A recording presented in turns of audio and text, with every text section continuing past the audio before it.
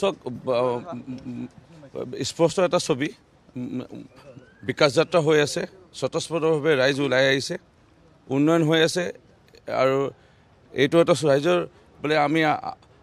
বেলেগ এটা ছবি দেখাইছোঁ নহয় ৰাইজে চকুৰে দেখা পাইছে যে শান্তি আহিছে গোটেই অসমত ৰাইজে চকুৰে দেখা পাইছে যে পকৰি বিকা তামোল বিকা হাজিৰা কৰা ল'ৰা ছোৱালীও টকা নিদি চাকৰি পাইছে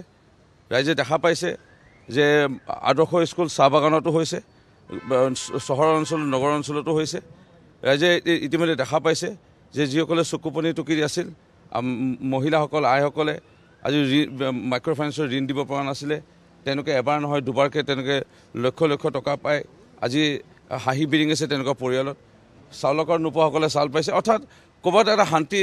উন্নয়ন ৰাইজে নোপোৱা কিবা এটা পাই আছে আৰু যাৰ বাবে মোৰ বিশ্বাস যে আমি বেলেগকৈ আৰু পৰিকল্পনা কৰাৰ আমাৰ কোনো প্ৰয়োজন নাই আৰু লোকসভা নিৰ্বাচনত মোদী ডাঙৰীয়াৰ প্ৰতি সন্মান জনাই মাননীয় মুখ্যমন্ত্ৰী ডক্টৰ হেমন্ত বিশ্ব শৰ্মা ডাঙৰীয়াৰ যি দক্ষ তাৰে চৰকাৰখনক চলাই আছে আৰু এটা শান্তিৰ পৰিৱেশ আহিছে এই কথাবোৰ চাই মানুহে নিশ্চয় লোকসভা নিৰ্বাচনত আমাৰ সমৰ্থিত প্ৰাৰ্থী বা মিত্ৰজোঁটৰ প্ৰাৰ্থীসকলক ভোট দি জিকাব ইয়াত বেলেগকৈ ৰণ কৌশল বেলেগকৈ আৰু কষ্ট কৰিব লাগে যে কিবা আছে মানে মই নাভাবোঁ যে কিবা কষ্ট কৰিব লাগিব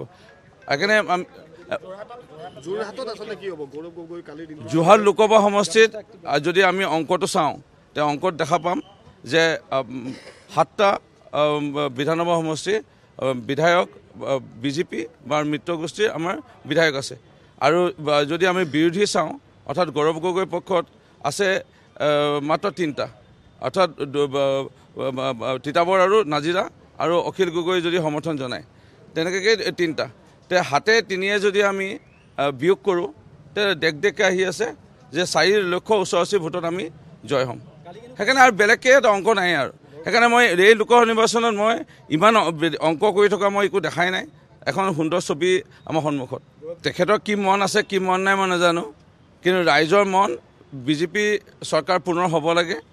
কেন্দ্ৰত আৰু ৰাজ্যত যিহেতু বিজেপি চৰকাৰ চলি আছে আৰু বিধায়ক আৰু মন্ত্ৰীসকলক পাই আছে ৰাইজে কাষতে আৰু ৰাইজে দেখা পাইছে যে ডক্টৰ হেমন্ত বিশ্ব শৰ্মা ডাঙৰীয়া 26ৰ নিৰ্বাচনৰ পিছতে আকৌ তেখেত জয় হ'বই আৰু পুনৰ 5 বছৰ বা 10 বছৰৰ কাৰণে এতিয়া বেলেগ দলত এনেই আৰু চেকা লগাই পেলাই হাতটো গোন্ধাই এইবোৰ লাভ নাই সেইকাৰণে বিজেপি পক্ষতে ভোট দিব পাৰিব জানো যোৱাকালি এটা ছবি অসমৰ ৰাইজে দেখা পালে যে তিতাবৰ বিধানসভা সমষ্টিত তেওঁৰ দেউতাকৰ আছিল আৰু তাত স্বতঃস্ফূৰ্তভাৱে হয়তো 5,000 10,000 আমি ধৰো 3,000 মানুহ আহিব লাগিছিল যিটো হলত মিটিং কৰিছে আমি গোটেই চকী হিচাপ কৰি আমি যিটো পালোঁ তাত 500 চকী পেণ্ডেলৰ পৰা বিচাৰিছিল আৰু কাষতে বহি আছিলে খুব বেছি থিয় হৈ থকা মানুহ 800 বা 1000 তে য'ত তেখেতৰ তিতাবৰ সমষ্টিতে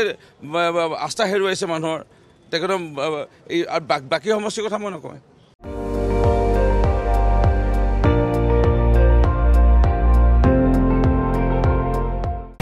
আপুনি চাই আছে ND24 সৰ্বশ্ৰেষ্ঠ নহয় সৰ্বোত্তমৰ দৌৰত